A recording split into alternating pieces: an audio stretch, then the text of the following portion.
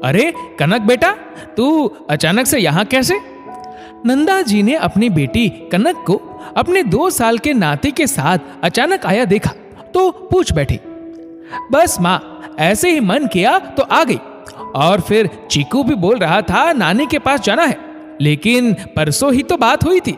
तू तो बता रही थी कि तेरी सास की तबीयत ठीक नहीं है, फिर आज?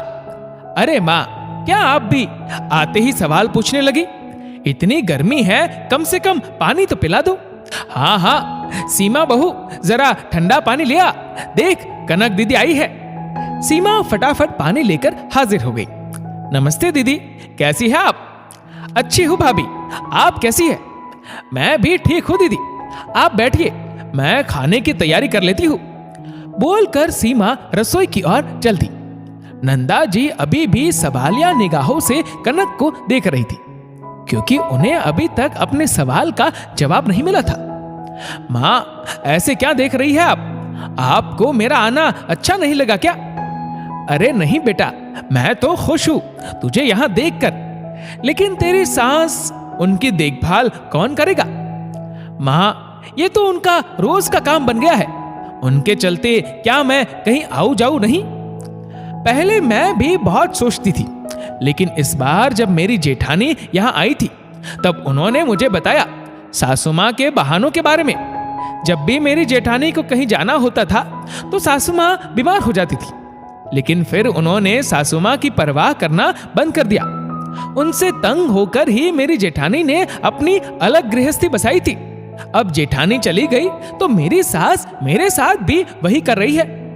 कनक आज बड़ी लापरवाही से बोल रही थी, लेकिन बेटी की बात आज एक माँ को रास नहीं आ रही थी।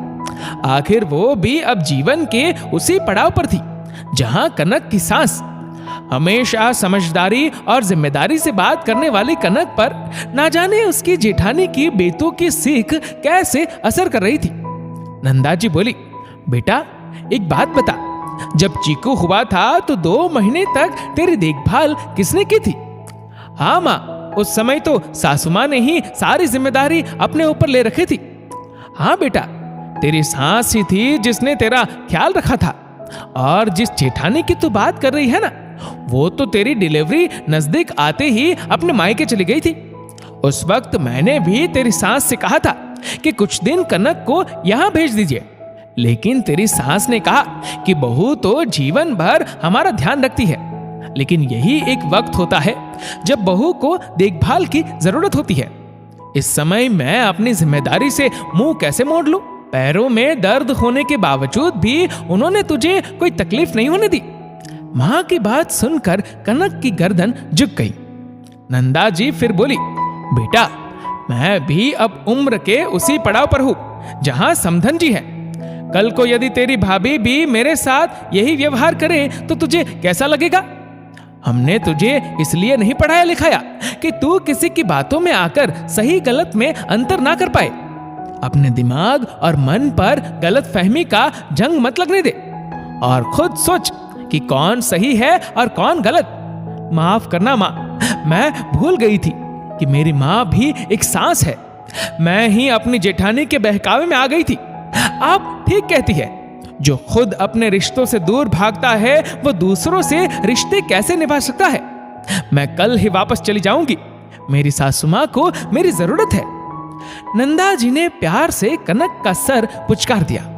उन्हें तसल्ली थी कि गलत सीख के बादल छट गए हैं। दोस्तों, कई बार हम किसी की बातों में आकर अपने रिश्ते खराब कर लेते हैं, लेकिन हमें खुद ये फैसला करना चाहिए कि सामने वाला सचमुच हमारा भला चाहता भी है या नहीं।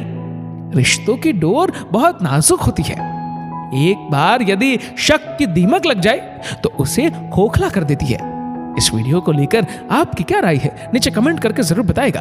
और अगर आपको वीडियो अच्छा लगा हो तो इस वीडियो को लाइक करेगा, शेयर करेगा ज्यादा से ज्यादा लोगों तक। और ऐसे ही और भी इंस्पिरेशनल वीडियोस के लिए सब्सक्राइब करें हमारे यूट्यूब चैनल को और फेसबुक पर फॉलो करें हमारे पेज को। धन्यवाद।